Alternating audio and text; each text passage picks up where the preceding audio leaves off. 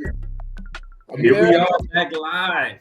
Another edition of Talking Sports with the 12th man. We ready to rock and roll.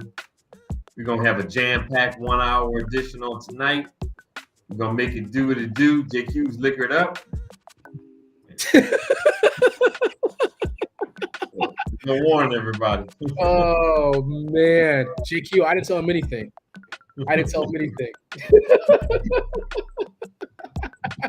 He's trying on a million hats. Not even sure if you know where he is. I know exactly where I am. I work for the Stripers. I have all the Stripers gear. So I'm going to go back to the first one.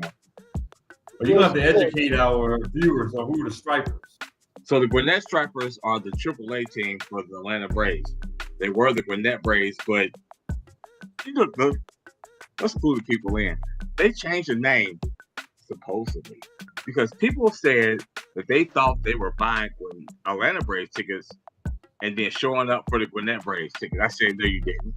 There's no chance that you thought you was getting 4 tickets for $40 behind home plate to see the Braves play. Stop it. That shows you how crazy people are. And I will co-sign. No, you did not. Think you looked on the internet and said, oh my God, I'm gonna see the Braves play. I'm gonna get $40 for 4 tickets and 4 hot dogs and 4 drinks. No, you didn't. It wasn't economy. Yeah. Not the Major League Baseball economy. And the thing y'all see Juan Soto's contract, $765 million. You didn't get that in the Little League. Yeah. Come on, man. And this is how I'm dating myself. I was actually the DJ for the inaugural Gwinnett Braves season. That's how far back I go. And then all the people switched their names, all that. I was like, we're really having problems with people thinking the Gwinnett Braves were the Atlanta Braves. Don't you see the first part? Gwinnett, Atlanta. Major League Baseball is still paying Bobby Bonilla, man. Y'all gotta wake up. Listen, man, there's no stadium in the world that you can get 4 tickets for $40 behind home plate and get free food. Stop. That's craziness. Yeah, go ahead. In the field that dump. But yeah, let's go Gwinnett. I spent a lot of time in Gwinnett. I got love for them. Let's go. Hey, America, we're excited to join, get you guys on the show. We got a Thursday night edition of Talking Sports with the 12th man. A quick shout out to Gary and Arnetta. Gary, he is not with us tonight, but he is celebrating. They are celebrating their, what is it, 20th or 25th? I couldn't remember which anniversary. Oh, listen, old people shit. Hey, we're right there too. Me and Marcy up there too, but they are having a great time. So shout out to our brother, to Gary and Arnetta. Hope they're having a great time. And man, it's been a whirlwind. Happy anniversary, Arnetta, Gary. That's right. Happy anniversary, y'all. Enjoy that. Yeah, I mean, like I said, Leo month, Leo season. Marcy's birthday was the 18th. My mom's birthday was the 19th. JQ's was the 12th. Anniversary was the 12th. No, my birthday is not the 12th. What was it the 7th or what day was it? The 2nd? Was it the 2nd? 11th. 11th. Okay, 11th. Okay, yeah, my bad. Okay, 11th. Yeah, you were before our anniversary. Okay, gotcha. You were Monday. Ours was Tuesday. Okay, I'll get myself together. So anyway, I was like, oh, I was close. You was close. But I was close. Yeah, I apologize. Yeah, I'll get season, baby. Let's go. It's over now, though. So okay. That's Leo month, man. That's what Marcy's like. Yeah, I'm still going. He's still celebrating all month long. What's in that glass, man? What's in that glass? Them mofos born after the 24th, they Virgos. You gotta let them be Virgos. What's in that glass, man? Huh? What's in that glass? Don't worry about that.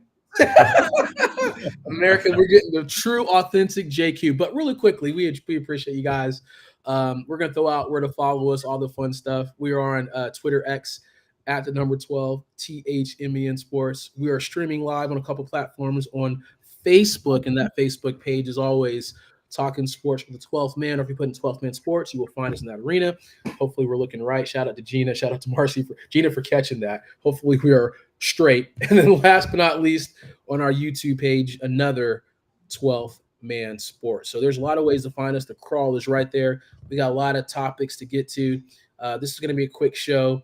And but just because Rob is famous out there, shaking hands and kissing babies, as JQ said earlier, that's why we're gonna. Get some babies. You got a ton of Stripers hats, huh? Listen, people don't understand that I worked for the Stripers for a whole, probably like 6 years. I spent about 6 summers at Cool Right. So, and yes, I got 30% off my discount. I'm a hat person. I'm a baseball person. So I have all the Striper hats. Go ahead. I like the fact they got the little. He's gonna put them all on in the whole show tonight, people. He's gonna rotate hats. Look at this. Let's see the collection, JQ. So America, as we get this going, maybe we'll do some love, do some giveaways or something like that. Because JQ, he's got the connections, he's got the hookup, the connect, as they say. But JQ, get ready, man. Oh man, I'm listening. Go ahead, let's go. All right, let's kick it off, Rob. The top 5 NBA players today, and I'm going to throw my top 5 because I had some issues with the 5th, right? Because again, we got to give it to SGA, Shedeur Sanders. That's why I've got his number 1. He's the reigning league MVP, scoring champion, leading OKC to the title. I got Jokic number 2. 3, I've got Ant-Man Anthony Edwards. I'm going to show some love to Luka at number 4. And number 5, is it still Giannis? Is it Cade Cunningham? Is it Paolo Rancho? There's a couple of players that I think, I don't know. I'm kind of curious as far as you guys, as far as that. That's what I've got as far as so far. My top 5 is a little different. Well, I have SGA, even though it's kind of hard not to put Jokic number 1, right? But I'm going to go with SGA number 1. He's the MVP, reigning MVP, won a championship as well, scoring champ. Not a flashy player, but he gets the job done.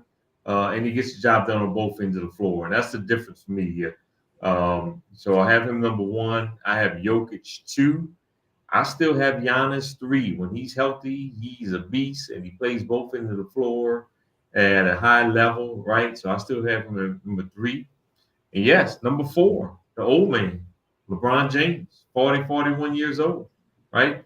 You can't put Luka ahead of him, man. Luka's not playing defense, man. I'll try to show JQ some love, man. I don't know. See, I got the old man LeBron up there, and number 5, when he's healthy, Steph Curry's still the difference maker. And so I got Steph Curry at number 5, and he's a game changer from 3-point range.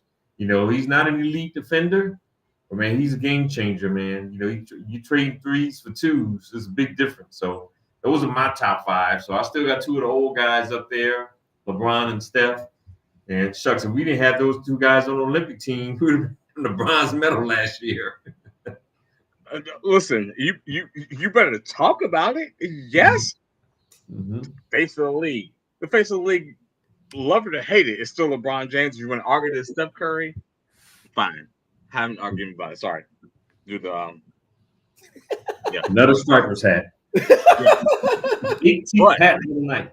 Yeah, but you have to have those 2.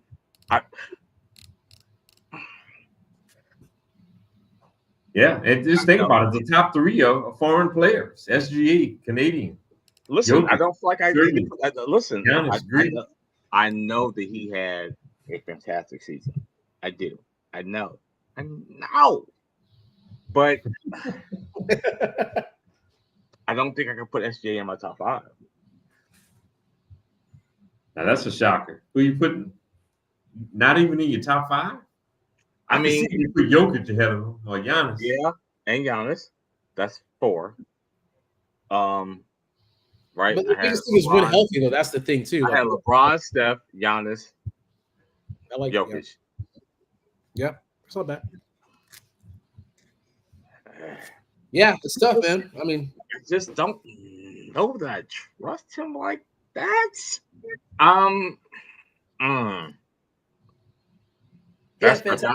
Y'all come back to me later. No, he had a fantastic, like I said, it's just, I mean, that was a huge. It's not that I don't want to give it to him. The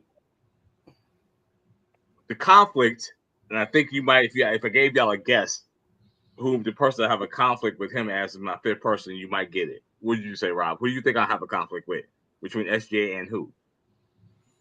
Not Ant-Man. No, that's not where I was going. But and he's there, but not Ant-Man. Mm-hmm. Listen, Kevin fucking sorry, Durant? Kevin Durant. Listen, Kevin Durant might go crazy this year in Houston. He might go nuts.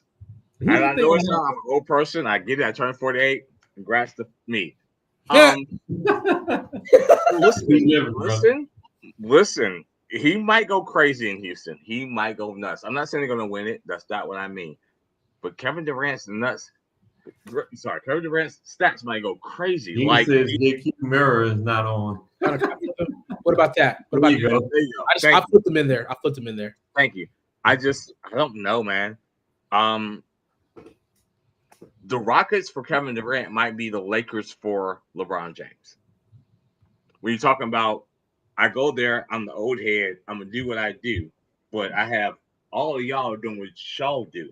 It may not necessarily equate to a championship for either one of them, as a Lakers fan and as a LeBron fan. I told you, I'm giving you to a team that has enough around you to where you won't just be terrible.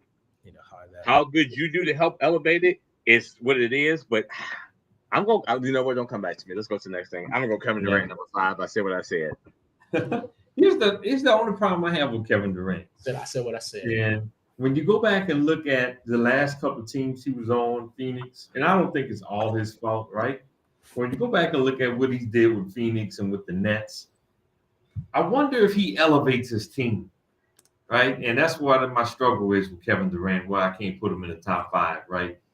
Is he elevating his team enough? I mean, when you look at the talent that he had with the Nets, with Harden and Kyrie, then you go to Phoenix, and you have is he elevating his team? So that's what I'm interested in. Houston's going to be extremely talented, right? But Houston might have the right role players for him because they got guys that can really defend and go with the same train of thought, which is why I put him in my top 5. Mm-hmm. Go with the same train of thought. He doesn't have to be a leader. You know why? Because he has Ndoke as the coach. He doesn't have to be the leader. He can let him do all the discipline that you think that your veteran, really good player does, that LeBron does a lot, that Kevin Durant doesn't want to do. And Ndoke is going to do that for him. Yeah. Well, you hope so for Houston's sake, right? Because that's why I can't put him in the top 5. You look at SGA, he elevates his team. Jokic. One thing. It's 1 year. LeBron elevates his team. Giannis elevates his team. Curry elevates his team. Right? The great ones. Jordan elevated his team. Magic elevated his team. Does Kevin Durant do that? You know what? This is what I got you on this argument. You're right. But think about the only place that Kevin Durant has had success was with Golden State. In OKC. They had an established head coach and the culture. And they had Steph Curry. So when I look at that, he's the best player on the Rockets team, but he's going there where Ime is the foundation of that team. And I'm not saying Houston is Golden State, so nobody come at me crazy. That's not what I'm saying. My point is, he's going somewhere. Everywhere where he's had somebody that was an iron fist above him, where he didn't have to be the iron fist, he succeeded. Going to Houston, his head coach is the iron fist, and they all know it. He called LeBron a bitch to his face. He did. But do you elevate him into a top 5 because his coach elevates the team and he doesn't? He's always had the talent. You're de-elevating him because Phoenix was so bad. But it wasn't like he wasn't balling. Because he was. And you still want him. He was shooting rock, no doubt about it. Yeah. But is he making his teammates better? He told you he's not a leadership dude. The head coach makes the team better, but he has a really good head coach in Houston that's going to help make that team. No question about it. I think Ime Udoka is one of the best in the business, but your great players elevate the team players around you. And sometimes they do. Sometimes they do. You got to be a player coach too on the court. And sometimes they don't. I'm not saying they're going to win it all, but they're going to be in the conversation. Oh, I think Houston's a top 2 team in the Western Conference going into the season, no doubt about it. I mean, they were a top 2 without him. Oh, sorry. So, so they can't be lower than 2. Or it's going to be knock on Durant if they fall out of that number 2 spot, right? And I would come back on here and I would agree with you. But for me, listen to the market. Look, I think Kevin Durant is a top 15 talent of all time. But it's hard for me to put him over those other guys because those other guys make their teammates better. They only been doing it for like 2 or 3. Well, go ahead, Dre. Hey man, Jokic's been in the league for how many years? Who? Jokic. He's been just doing that for 2 or 3 years. No. I put you could Jokic above him. My thing was KD and SGA. Like SGA is still young. Let's see what the future holds. Yeah. Mm-hmm. Yeah. But right now, that was huge. Right now, today. Yeah. But that was huge. Well, it depends on what kind of contract I can get him to. Because if I can get him to a 5-year, but like Kevin Durant's like 43. He's not 43. I'm bullshitting.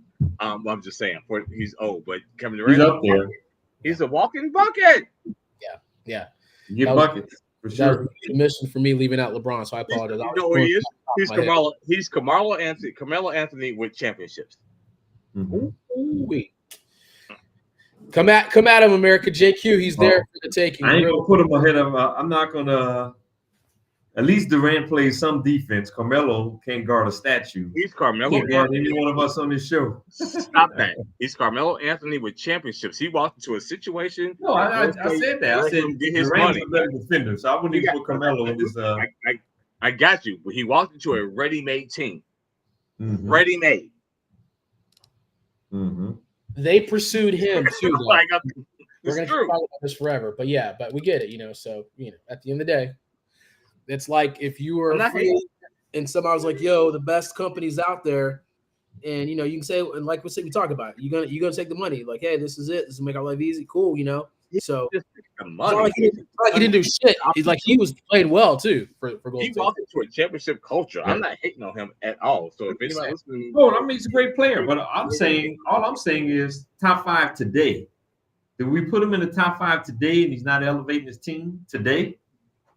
Okay, so let me ask this question. Does the day question mean today for like 3 years, or does they mean like this season? This season is just ended and going into this upcoming season. Oh, listen. Let's go, Dre. Kevin Durant. There it is. There it is. We love it. All right, everyone has our thoughts here. Man, we're on top of one. We're already on fire. Derrick Rose. The Bulls have retired Derrick Rose's number 1 jersey. They're going to actually do this on January the 24th, 2026, a home game against the beloved Boston Celtics. Just joking. You talk about Derrick Rose's career. Obviously, ever since he had that torn ACL. But he was the youngest MVP in history. He was number 1 overall pick in the 2008 NBA draft. Literally, he's played for 6 teams, 15 points, or averaging 17 points. But just a good thing for Rose. I'll let you guys talk about this because he's the 5th player in history, obviously joining Jordan, Pippen, Sloan, and Love, if you will, too. So, but obviously, it's emotional for Derrick Rose, and he was just, you thought he was going to be that dude, and then just that. Yeah. Obviously, terrible injury just kind of aligned that career too. But smart player, explosive player, but just kind of tragic how his career kind of got cut short. Go ahead, Rob. Those knees. Oh yeah, he played the game with a reckless abandon, right? And it kind of hurt him in the long run, right? He played was, such an aggression, a physical talent, a tremendous athlete, a heck of a ball player. He basically carried those Bulls teams to the number 1 seed. And he had no one else on that team, but he played the game with such a reckless abandon. Didn't take care of his body.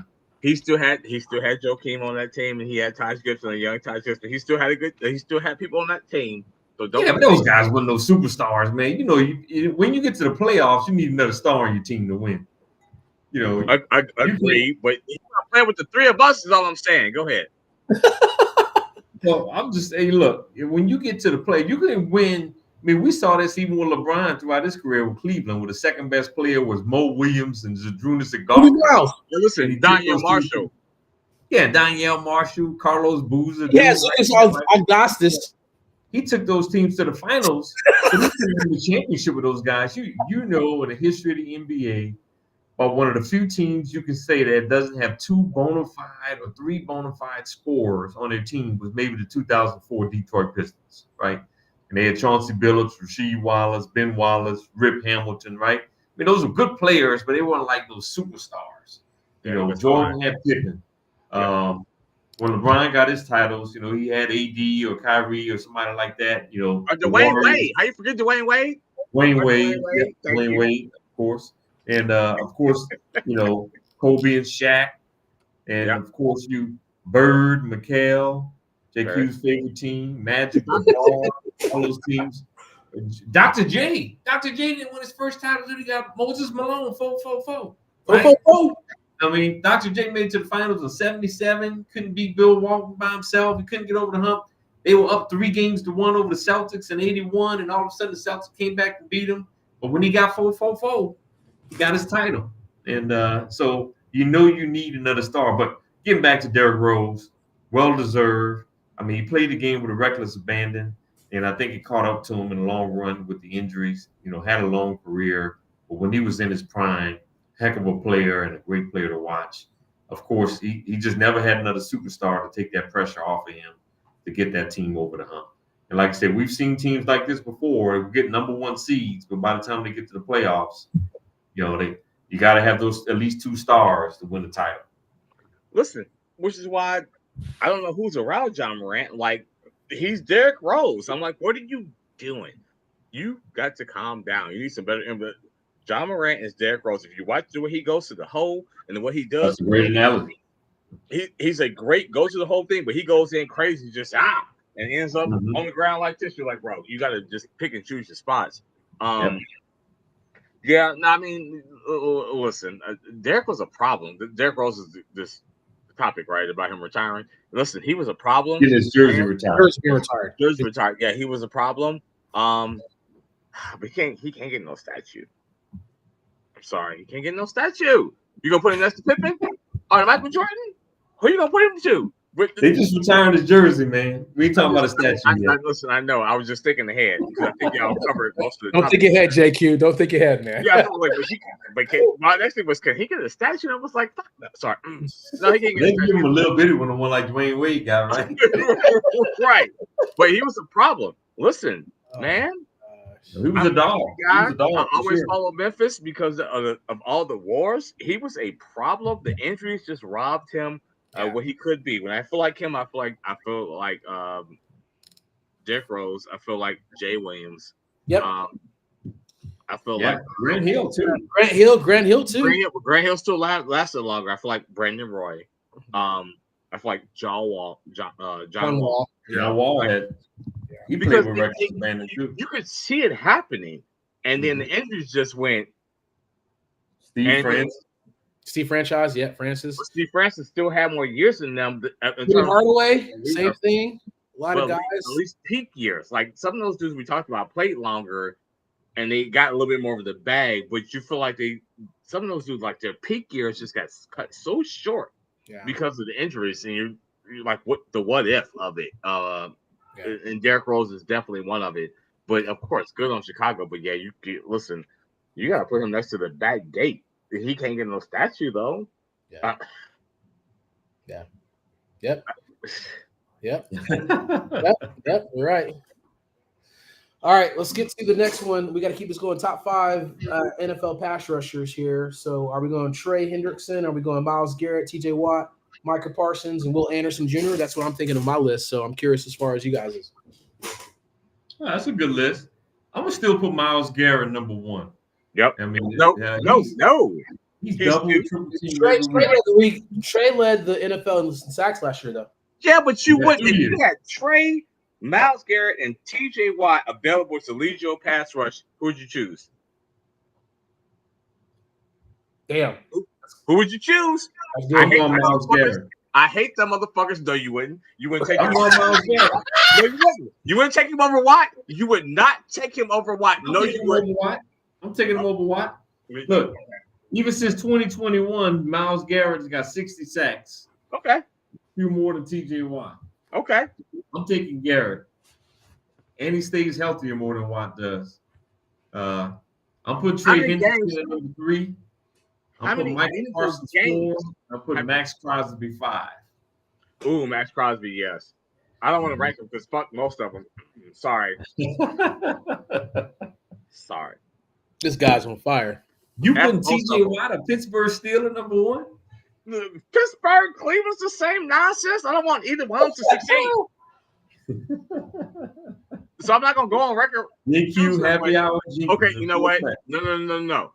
You have watched TJ wreck more meaningful games than you have seen Myles Garrett wreck. Now, I would agree with that just because he's on a better team. Now, because he's on a better team, Myles Garrett is on a poo team, man. You know, a lot of poo emojis, right? So a lot of poo emojis, right? He's on a poo team. But if you're looking at him as a pure pass rusher, as a pure talent, getting double and triple team every week. TJ, listen, I hate them both. TJ gets double triple team, but TJ finds a way. I feel like, you know what I feel like with Myles Garrett? I feel the same way I feel about Abdul Carter. Phenomenal talents. Can never question their talent. Can they get to the quarterback? Yes. Can they get to the quarterback? Yes. But when the chips is on the line and you can make it $41.5 million a year, I need you to wreck shop. And they don't. But you know who does? TJ. TJ's on a better team, man. Listen. So you get to see it more in action because he's on a better team. But you can't tell me TJ Watt is a better talent than Myles Garrett. I didn't necessarily say that. And a better sack artist, because look at the numbers. Garrett has better numbers too. I got you. He asked if I think I asked it. If I had the one pick between the three, listen, Myles is second. I'm gonna take TJ first. I don't want either one of them teams to win. I hate this conversation. Let's talk about something else. Well, it is a bingo in the conversation. Listen, he's not them two, and that's the problem. I got trade number 3. If I can digress for a second, the problem is, as much as I love Trey, he is not TJ or Myles. He's third. Did he get into it because he was the only one and they held up for a little bit longer? He got the sack because he was the only one close to the quarterback. I will give him that, and he got the numbers for it. But as a Bengals fan, if somebody said, man, I would give you Myles Garrett contract, sign them both to the same contract, which one do you want? I'd rather have Myles Garrett. I'd rather have TJ Watt. Interesting. All right. Well, they 1 and 2 in my book. Yeah, good stuff. We just got them in different orders. Yeah. So if I'm being honest. There it is. Yep. All right. Let's talk about another interesting topic here. What's happening with JJ McCarthy and the Vikings? I hope he sucks. Yeah, we already know we hope he sucks. We're predicting what's going to happen for him this season, right? And this is like, again, this is going to be a rocky road. I mean, you got the quarterback whisperer, Kevin O'Connell, the coach of the Vikings, who did effing wonders with Sam Darnold. But, and Darnold, threw for like 43,000 yards and 35 touchdowns. There's no effing way that JJ McCarthy can get those numbers, I don't think. But, because he hasn't played a lot, Rob. So what do we think the predictions for him for this season for the Vikings? So all my Viking fans listening to what we have for this one. Listen, they know. They know. Go ahead, Rob. Oh, man, I got a funny story to tell, JQ. One of my team members here in Vegas is actually from Columbus, Ohio, and he hates Ohio State, and he's a Michigan fan, and he's a Steelers fan. Are you serious? He went the total opposite. No kidding. Wow. There's always those people that go opposite. Like, you're born that, and you have to go the opposite direction. There's always those people. There's always those people. Yep, absolutely. But to answer the question about JJ McCarthy, I think he's going to have a solid year, to be honest. I'm not going to say he's going to be great. But solid. And the reason why I give, the question with the Vikings is the wide receiver position right now. It looks like Justin Jefferson is back, but how healthy is he going to be? Still got a couple more weeks to get healthy, right? Jordan Addison is going to be suspended for 3 games, right? So that's going to be a big blow to them, right? I know they're considering some trades. I think they've been talking to the Colts about Alex Pierce. I'm not sure the Colts want to get Alex Pierce? Role player. There's your boy. But, Alex Pierce is a Bearcat. And they got a good tight end in Hawkinson, right? I'm just confident in the coach in Minnesota. It seems like he does a good job coaching quarterbacks, right? I've seen this dude had Joshua Dobbs playing at a high level for a few weeks, right? So I think when you see he revived Sam Darnold's career, I think they're going to have a solid year out of JJ McCarthy. I'm not going to say great because this is almost like a rookie year for him. I think he's going to have a solid year at the quarterback position. Look, I'm more confident in the coach in Minnesota in the way he develops quarterbacks. Okay. So I think JJ is going to have a solid year because of Kevin. Okay. Wrong. Okay. So let's talk about this. Do you think he does a better job with JJ than Ben Johnson does with Caleb Williams? Ooh. No, I don't. I didn't say. I said Kevin O'Connell is going to have I said JJ is going to have a solid year. I didn't say great year. It's just a question. Don't be defensive. No. It's a question. It's going to have a solid year. I think Caleb has a chance to have a very good year this year. Okay. Caleb is a better talent than JJ. There's no question about that. Listen, it was a little bit of a trap question, but it wasn't that you be defensive. The reason why I asked that question is because to me those are swing games in terms of how you finish in that division and what else happens. I think we feel like that the Lions with Jared Goff are going to be a problem. I think they take a slight step back, but I think they still are pretty good with the talent they have on that team. Slight step back. Not much. No, but you feel like Jordan Love and the Packers are going to play good ball. They tried to go get a number one from Texas, I believe. But they play good defense, have a good team. So now you talk about those two teams we feel like are 1 and 2, right? Detroit, Green Bay, number 1 and 2 in the division. So those are 4 games. You're trying to just win one of them. If you're Minnesota, are you Chicago? That's all I'm saying. So that's the question I asked you. So if you feel like now it's a 3 and 4 between Minnesota and Chicago, and you have more confidence in Caleb and Ben versus JJ and Kevin, then do you get swept in that series? What does that mean? Is it 1-1? Is it 0-2? You're not going to go 2-0. I don't think Minnesota goes 2-0 in that rivalry this year. It's at best 1-1, but I can see it being 0-2 where it swings the pendulum to Chicago over Minnesota. JJ, because he's a rookie. That Big Ten Michigan shit is not going to work in that division. Right. And I have to see it. I'm not saying it's a tough division. But the question is, what are the predictions for JJ McCarthy this season? Listen, nothing, because I have no expectations because we don't know what he can do in the NFL. I think he has a solid year, not a great year. Yeah. Do I think he's going to pass for over 3,000 yards? Yes. Do I think he's going to have 22 to 24 touchdowns this year? Yes. Do I think he might have 10 to 12 INTs? Yes. So I think he has a solid year, not a great year this year. It's going to be first year starting. Yeah. So it's almost like a rookie year for him. I think every team in this division possibly could be 8-9 or 9-8 and above? Yes, I do. I agree. Mm-hmm. The thing is, good. I guess my only thing about it is, do you think Minnesota makes the playoffs? I don't. Yeah. Okay, we can agree on that. Mm-hmm. It's tough. And Rob, like we're looking at a lot of the stats. Most, at least 60% of the Viking fans are saying that this is from SB Nation. He's going to surpass like 3,700 yards, and he's going to throw like 24 touchdowns, which is that's what they're saying. 24 touchdowns, I think, is a good number for him. That's what I just said. 24 touchdowns, maybe 12. That's the prediction. That's the analyst. And I don't know about 3,700 yards. I'm thinking more like 3,300. Yeah, somewhere in that ballpark. Yeah, and that's not the real question. How many rushing touchdowns do you think he rushes for? Yeah. I don't know. That's interesting. Maybe 3 to 5 at the most. Yeah. Listen, I think for them to make the playoffs, he has to rush for 10 plus. Yeah, Interesting. And to answer your question, JQ, it's tough, right? Because like Caleb Williams has already played for the year, right? So he's had more playing experience, right? Agreed. So he's got that, and you got a better quarterback. You got like experience, and you have a better offensive coordinator, head coach to kind of now. Ben Johnson is tough, and you saw what he did with Jared Goff, so that's what you're hoping now. Again, JJ McCarthy is essentially a rookie. He hasn't really played a lot. Now, he's a great.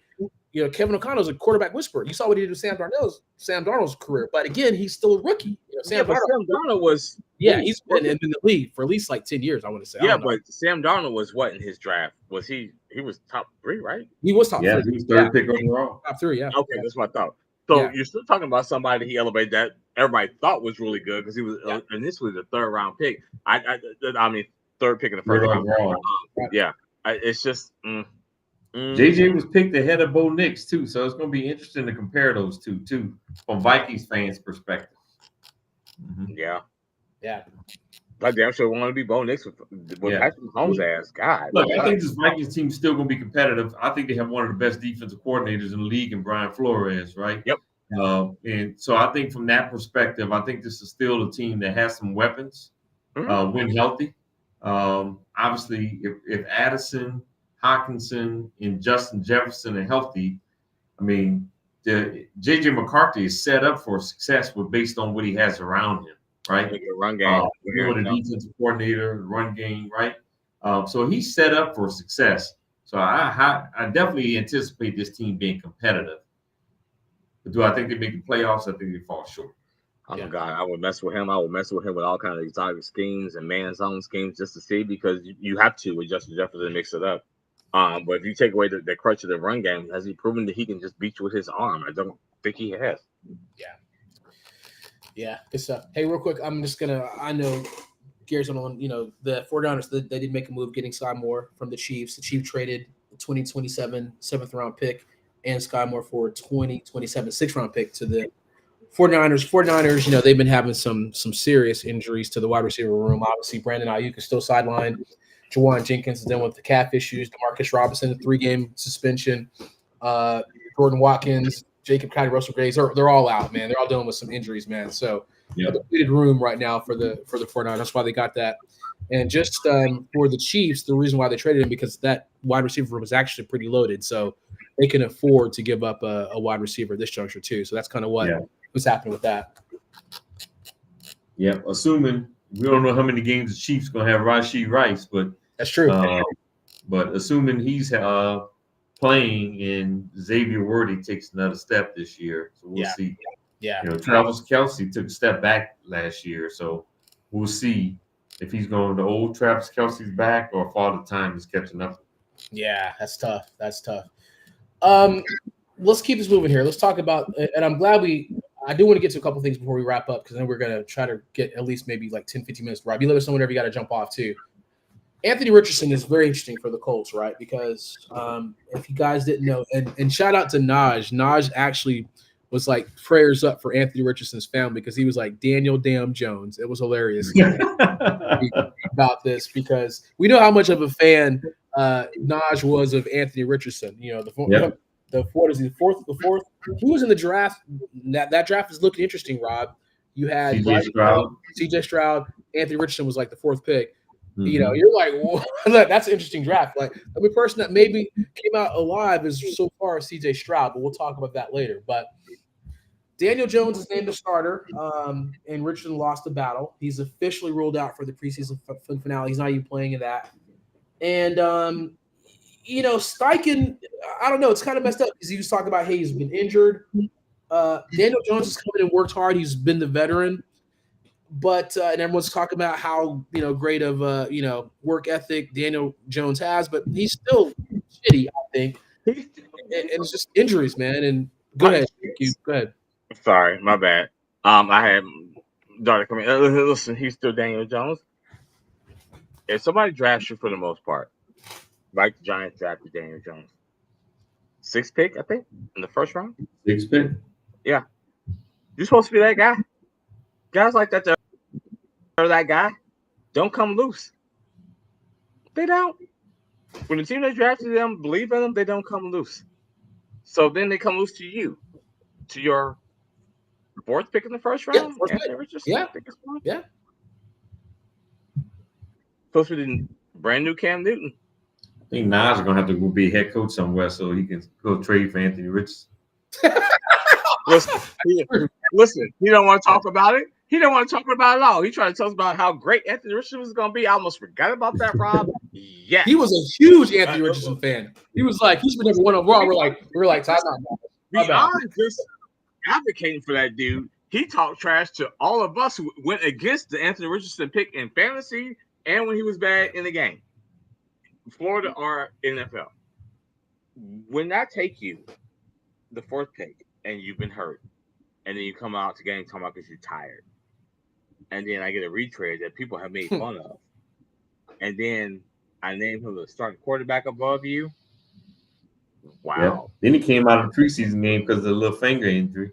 He got injured. It was dislocated. His finger was dislocated. It was dislocated, Rob. But yeah. I'm not gonna give him that. But oh man, he's at best supposed to be coming in to compete to be your Andy Dalton. Yeah. Like, what are you doing? What are you doing? Anthony Richardson? Like, and Shane Steichen came from Philadelphia, Rob. So he saw Jalen Hurts, and you're like, hey, I can work with this. You thought that Richardson will be a Jalen Hurts kind of player. And you talk about he's a young man. Go ahead, Rob. The question says, has Anthony Richardson played his last game for the Colts? And I'm going to say no, because Daniel Jones is the quarterback. You're not wrong. You're not wrong. So, I mean, you already said it. So I'm going to say no, because he's going to get in some games because of Daniel Jones. Right? They're not going to win with Daniel Jones. So we got to go back and see what we got with Anthony Richardson here. Yeah. So, but my answer to that question is no, he has not played his last game for the Colts. Because of Daniel Jones. That's simple. My bad. I didn't hear the question. You're 100% right. But the problem is the fact when you lose your job to Daniel Jones, it's just like, bro. Could be some collusion, because I don't know. I don't think that Shane. Ain't no collusion. Shane has talked about how he. Ain't no collusion. What I'm saying. That's what I'm saying. Jake, you listen. What I'm saying. Shane Steichen likes Daniel Jones at some point. He's like, oh, he's come in, he's in the playbook, and he's worked hard, and that's what it sounds like to me. You know why?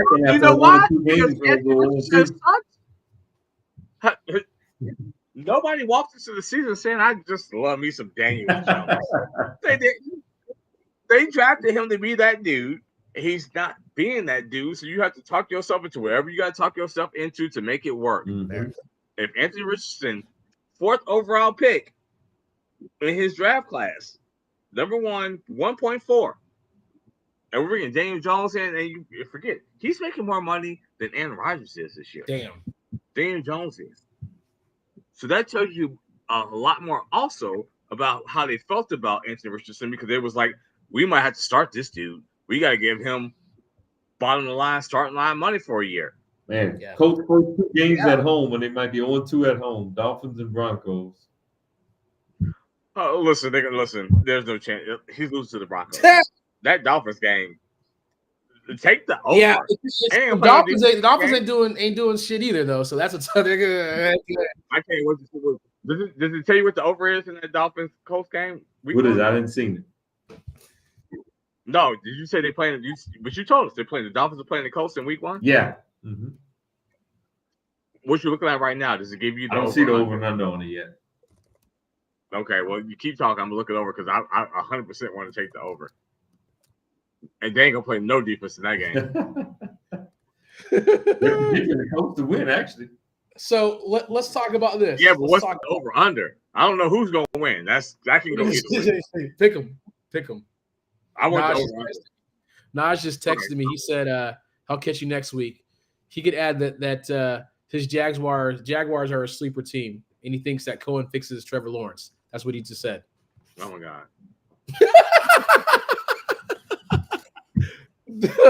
I said we're talking ish about your love for Anthony Richardson, so we'll see if he texts us. Yes, we are. So Shedeur is going to play the preseason finale for the Browns against the Rams.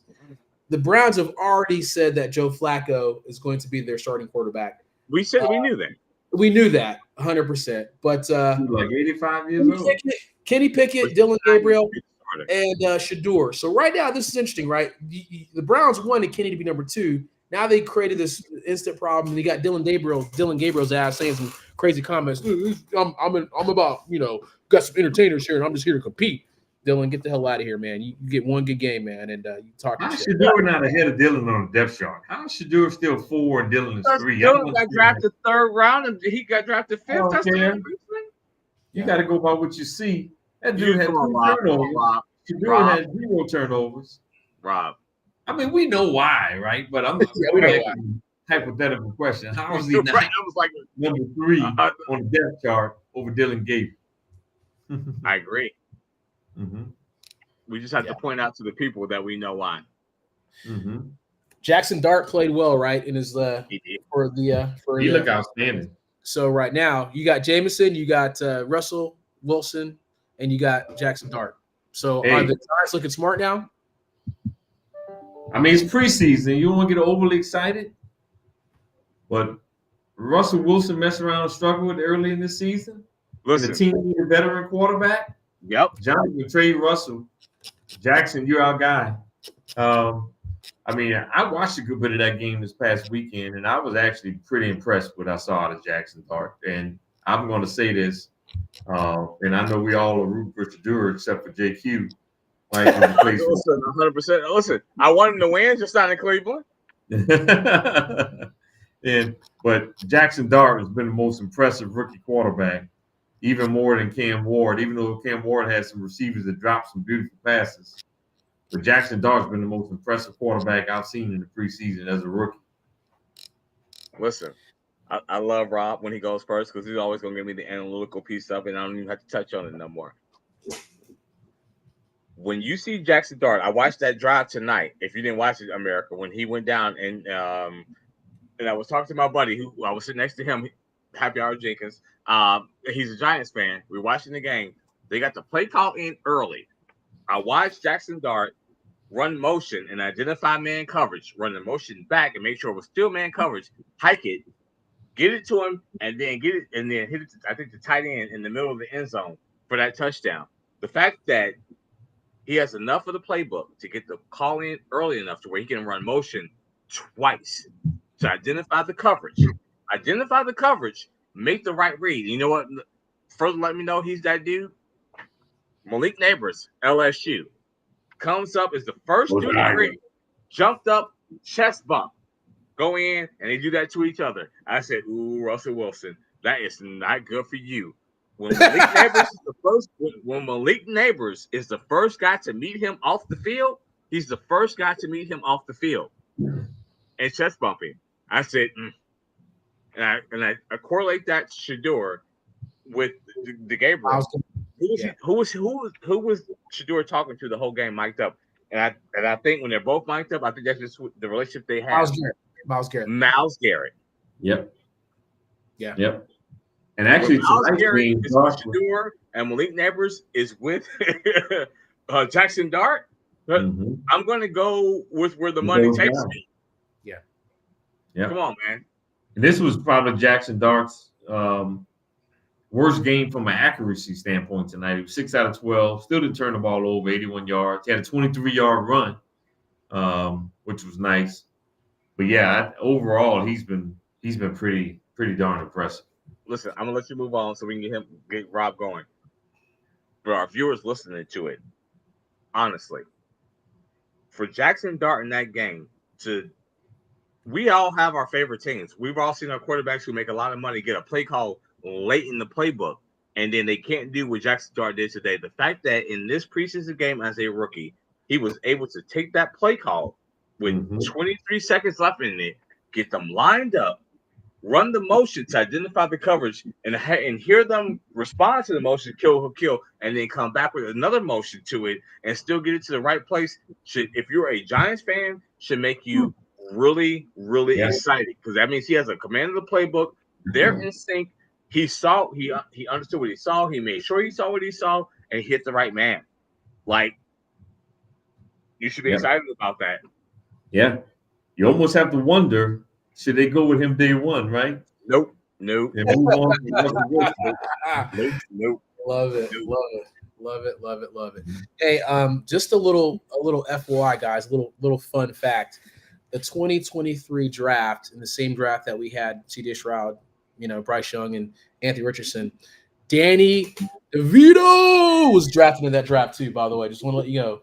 Tommy DeVito? Yeah, Tommy DeVito. What did I say? Danny DeVito. Tommy DeVito. Yeah. I'm going to say Tommy DeVito. But yeah. And then it still feels like Naj is still texting me. He says that if another QB comes out that's 6'5", 250 with or that runs a 4.4 40, we draft him too. and that he said that New Orleans should be sending a couple fourth rounders for them now. Just that's what he just said. So right now, so that's Naj, everybody. So listen, I'm gonna tell you like this. If I'm sorry, Rob, close your ears. I think the betting favorite for the number 1 overall pick right now are the Saints. If the Saints get the number 1 overall pick, and you're Arch fan and you grew up there, and your grandpa is the beloved there. Like I went to the restaurant. I got a cup. I'll show it to you.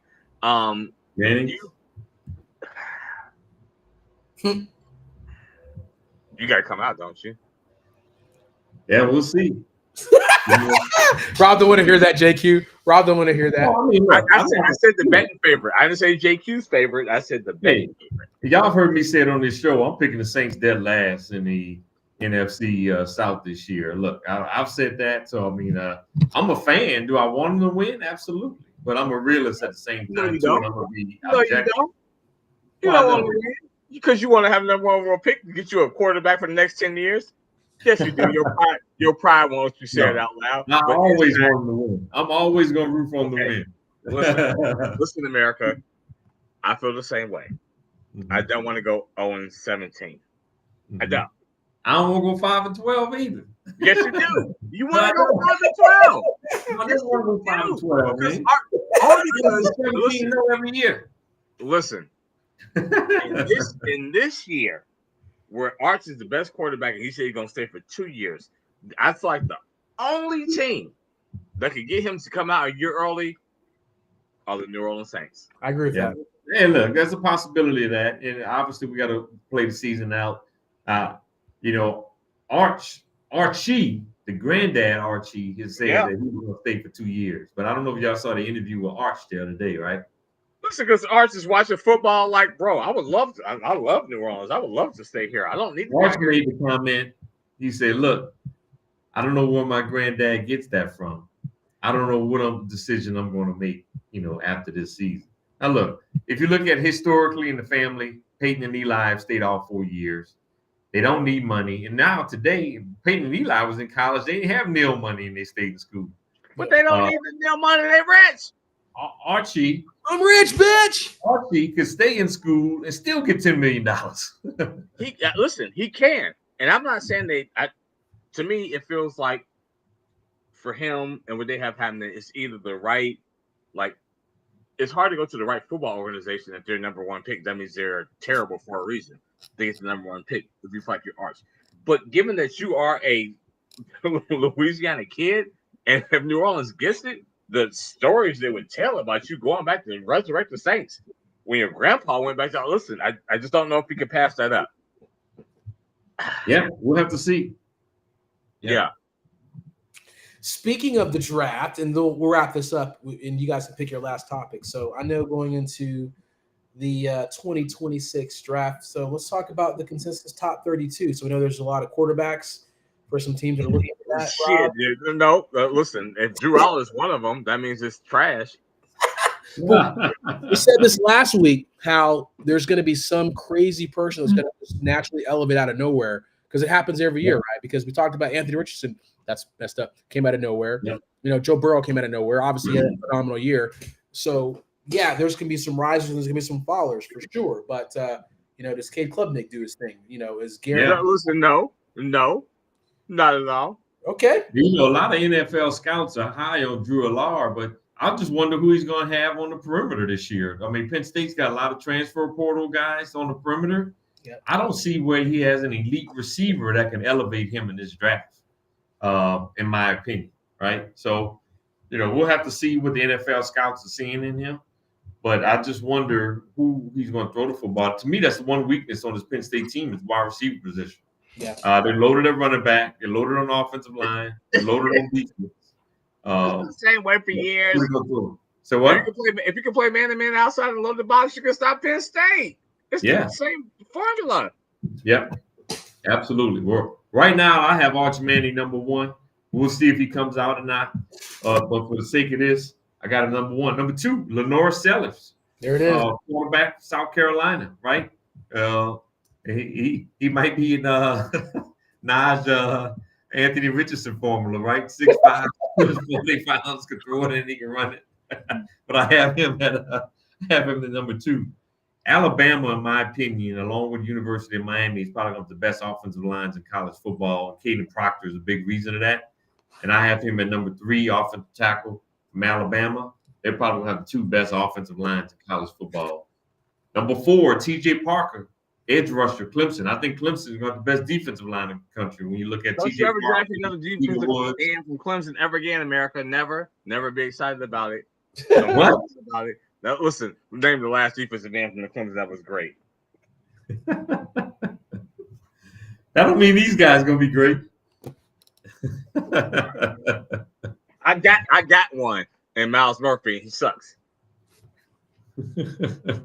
Sorry, go ahead. My bad. Oh man. Number 5, got Garrett Nussmeier, quarterback, LSU.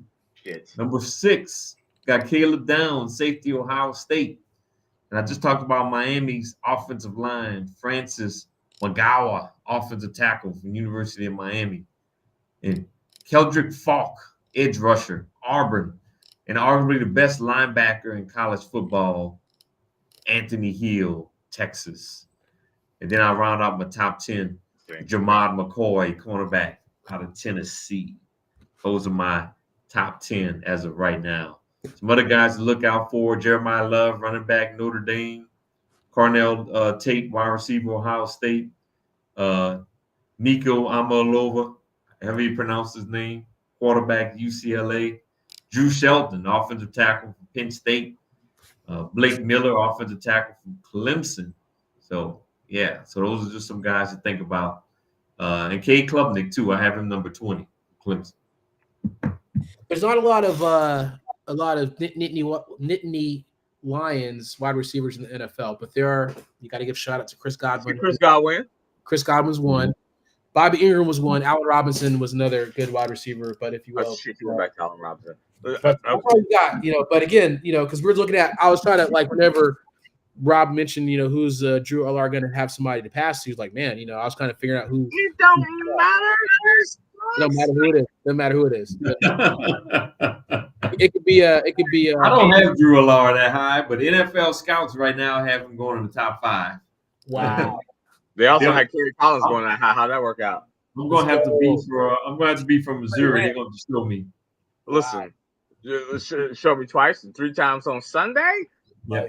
I tell you, the guy you got to watch too is Carson Beck. How well he does in Miami. He's gonna have a great offensive line. He also sucks.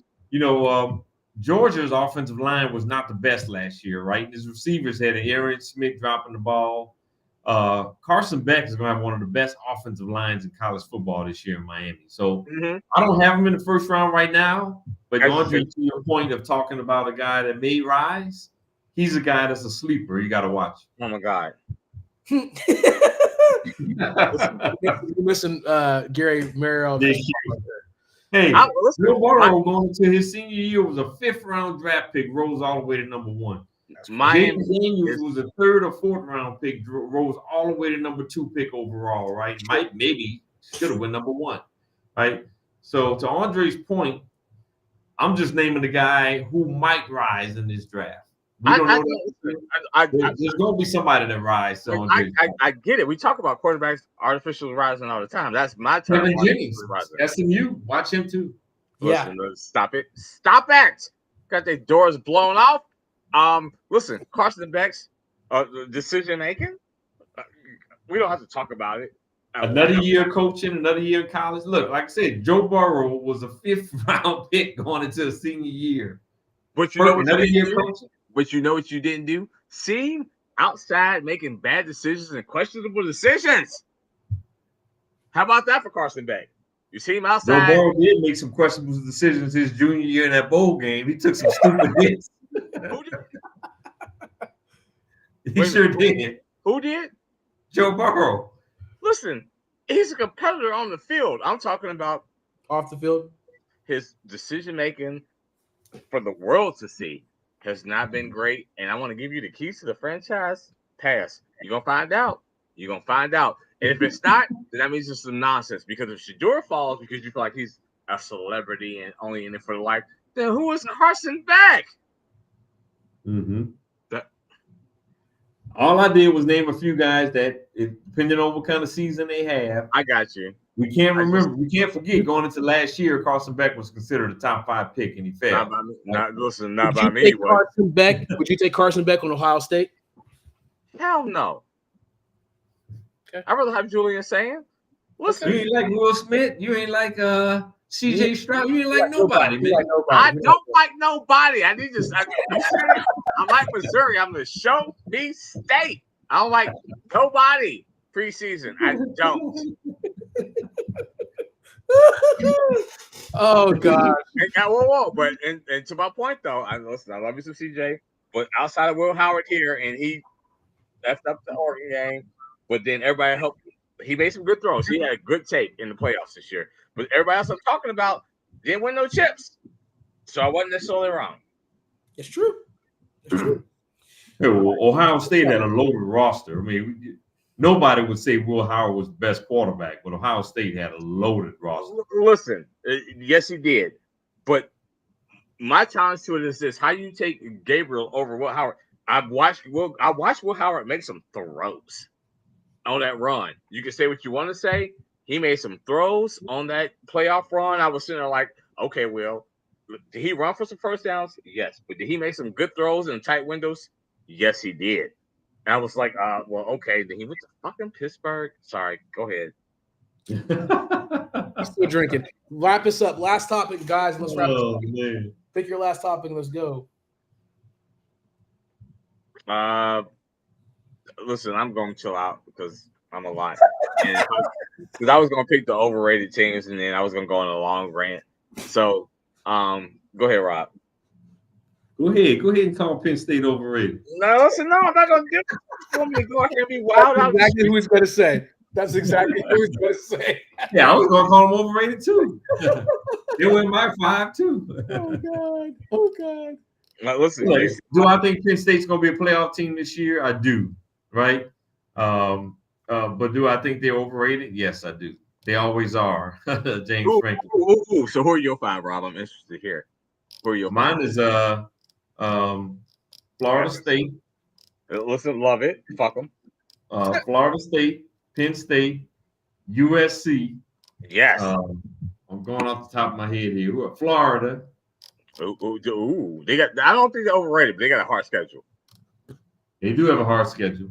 They have the hardest schedule, I believe, by the metrics. DJ Legway, man, watch him too, man. He's a problem, but their schedule is hard. Like I think he's only a sophomore though, so I don't think he's draft eligible.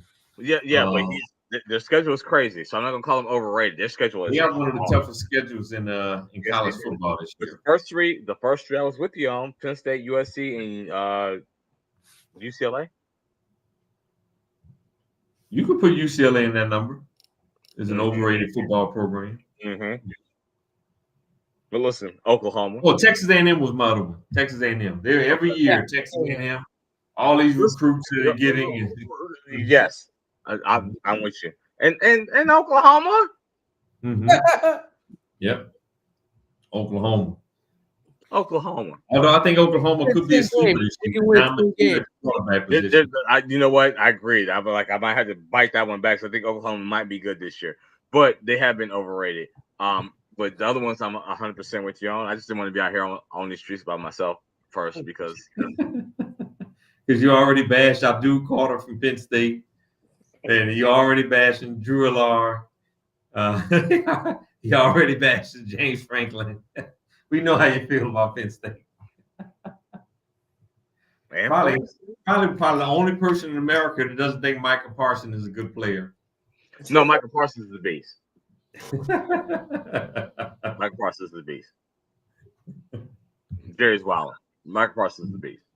Mm-hmm. All right, Rob, wrap it up, my guy. All right, ladies and gentlemen, we were a little early on tonight. Thank y'all for tuning in to another edition. We're going to be back on next week. Getting closer and closer.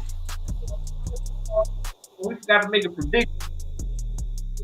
In Iowa State this weekend, I'm picking Avery Johnson and Kansas State. No relation to the Avery Johnson in the basketball. Get about a big Dave Robinson in the middle. And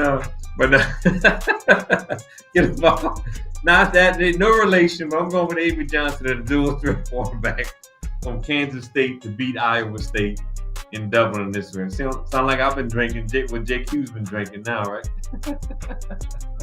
Just straight bullets. Listen, I'm also going to go with Kansas State. Like, Iowa State is good, but Iowa State is also really good in Ames, Iowa. Like, you take them on the road and it always doesn't translate. So I'm going with Kansas State as well. Yeah, and Iowa State lost both of their 2 starting receivers, so that's a big blow. Iowa State's got a good quarterback too, but Robbie Beck. But I'm going with Kansas State. Both of those 2 starting receivers at Iowa State with the Houston Texans now, so that's going to be tough to recover in the first game of the year. Great. And listen, America, don't let them cloud your judgment about me. Like, I just come to have a good time and talk sports with them. Like, I do watch the sports. I do some research. Like, I watch it.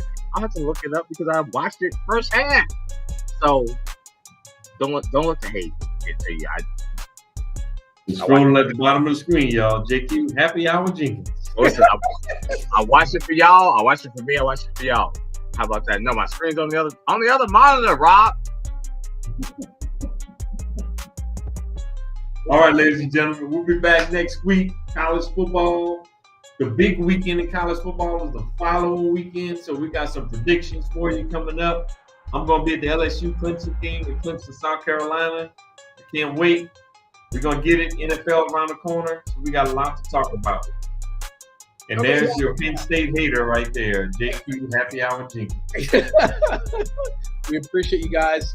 And we'll see how many hats JQ is going to pop up for the Stripers next week, too. So we see the love for Ohio State, the flag, all that fun stuff. Shout out to Marcy. Love the Brooklyn Jackie Robinson anniversary gifts. I appreciate you rocking that. Hey, let's go, Marcy. Just in case y'all didn't know, JQ hates every quarterback in America. I do. As well as Notre Dame, too, right? Notre Dame, there's a talk about Notre Dame we didn't even talk about that, but we had mercy on you, so No, he does it on purpose. He does it to trigger me. He does it to just trigger me. They named the starting quarterback. Notre Dame named the starting quarterback, JQ. Wanted to let you know that. Who cares? JQ hates him too. Is Lloyd Carr's grandson. Lloyd Carr's grandson. I love it. I don't care who wins. They gonna lose. How about that? They gonna lose. Good night, people. Have a good one. We'll see you next week. Stay tuned. Good night.